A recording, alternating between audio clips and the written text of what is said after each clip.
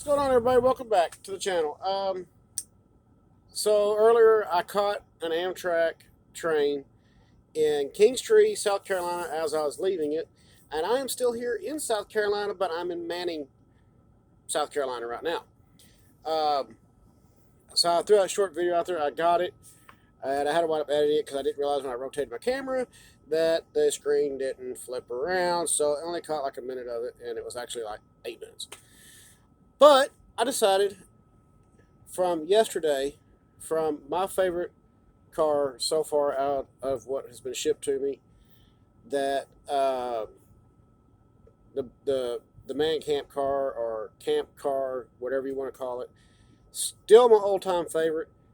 Absolutely, still I am starstruck by that one. Still, I don't know why, other than the fact that I built one in T Reproductions scale, and well, needless to say, hey, guess what? Somebody built one in O scale, and I'm very proud to have it, and I'm really looking forward to it. So today I wanted to bring out another one. This is a scratch built 50, 60 errors right there.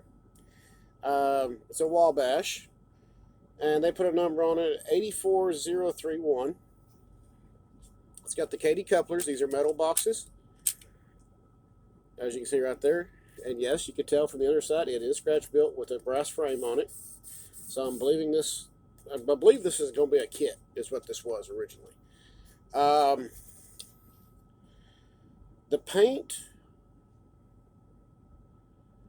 looks like it was brush painted. The more I sit here and look at that, it looks more like it may have been brush painted. That's not a big deal because a lot of people did that back then. You know, it's not a big deal. I like the details on the roof. That's very nice. It does have the two-wheel, or the two rails, excuse me, uh, wheels on it. So that will have to be changed out. Again, not a big deal.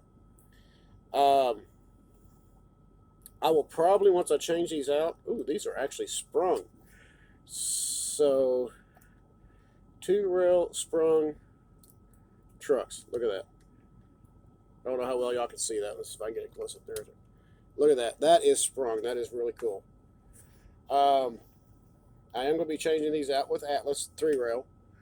I'd like to go with scale wheels as I'm changing the stuff out. The coupler pockets. Now, because I'm going to wind up still using the lobster claw for right now until I got a much bigger layout where I can go Katy all the way. These will have to be taken off, the Katys. I'm not... That's kind of cool. If you had somebody that actually had the bar over here come out, you could actually sit right here and just go lift it up, and that would pop that coupler open. That is so nice. And its springing is still good in there too. But you can definitely tell this is an older car, especially the Katys on it. Very nicely detailed.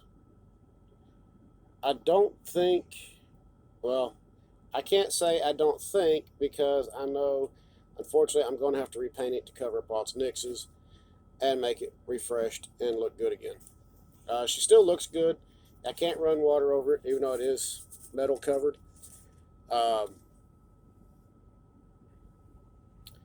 Man, if I had the right color, I could probably maybe fix the paint a little bit without having to totally repaint it.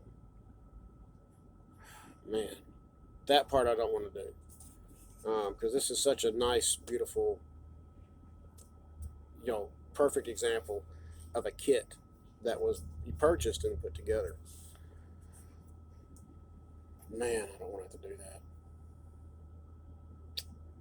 I don't know. We'll see. I don't want to have to paint it. I really don't. But as anything with this hobby, whether it is G scale, O scale, N scale, HO, whatever, you know that this set, these trains, if they're hand built, they're going to get scratches on them. And of course, naturally, you're going to have to fix them eventually, or you're going to have to repaint them. Damn, that's such a nice model. I really don't have to repaint. I love the natural weathering effect from the years of it being on a railroad. I like that. But man, I don't know. I like my cars looking good, but man, I don't know. Y'all drop me a comment. Y'all tell me. I mean, should I go ahead and repaint it and give it my own touch, or should I just leave it and just try to maybe blend the paint a little bit and clean her up? Man, I don't want to have to do that. I don't want to have to do that. But I will paint the underside and get that all blackened out.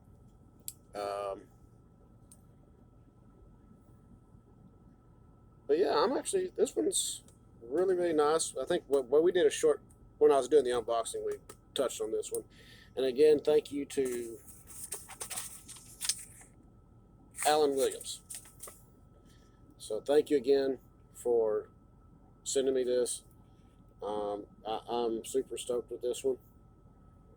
It has a very natural appeal and natural weathering effect to it. I like that. It looks good. Like I said, still got to change out the wheels to 3-rail. A few little minor modifications, and she'll be back up and going. I mean, she's ready to go on the rails, as she is right now. But yeah, I do like the way this was done. So that brings me to something else. Now, as from time to time, we all know here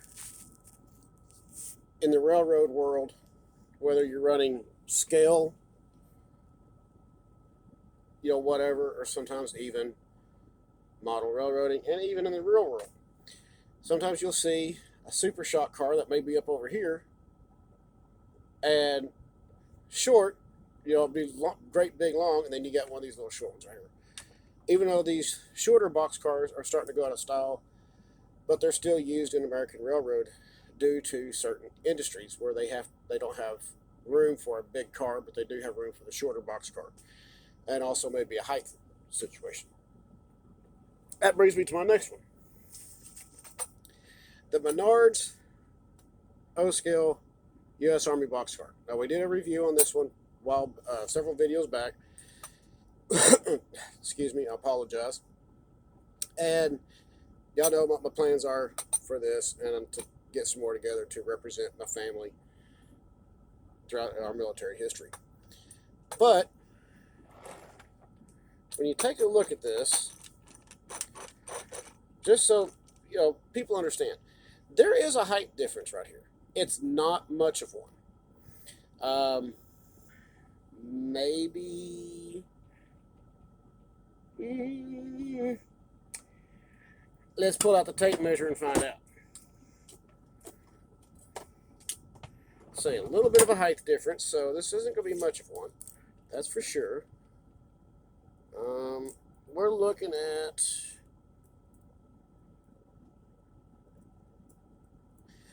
roughly 1/4 of an inch difference. That's not bad. That's not bad at all. And it kind of goes in with modern day railroading now, and even as it did back in the 50s, 60s, the 40s, because sometimes you may have a car maybe a little higher, a little lower, a little narrow, whatever. So I'm actually really good with that. Prime example, Menards. It is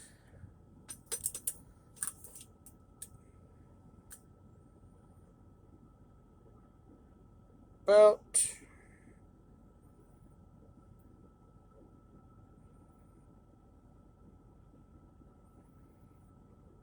looks like to be about 2.5. The tape measure is really small, so it's taking me a little bit.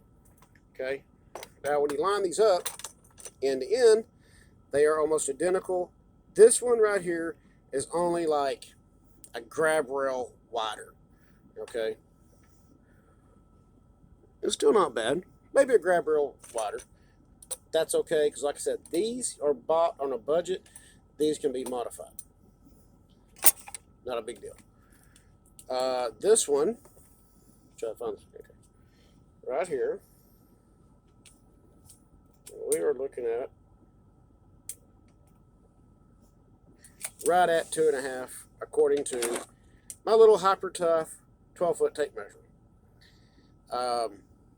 That is actually very cool that there's just such a slight difference in them, as far as that goes, as far as height and width.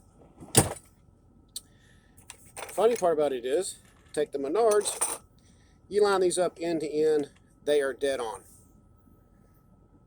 Dead on, same length. So that is cool. Prime example, 027 versus O-scale. True O-scale. So yes, this is just kind of a little review video for y'all. And as each day goes on, we're going to do a different car and discuss it. And if there's something y'all would like to know about it, or possibly even want to drop a comment, please drop it.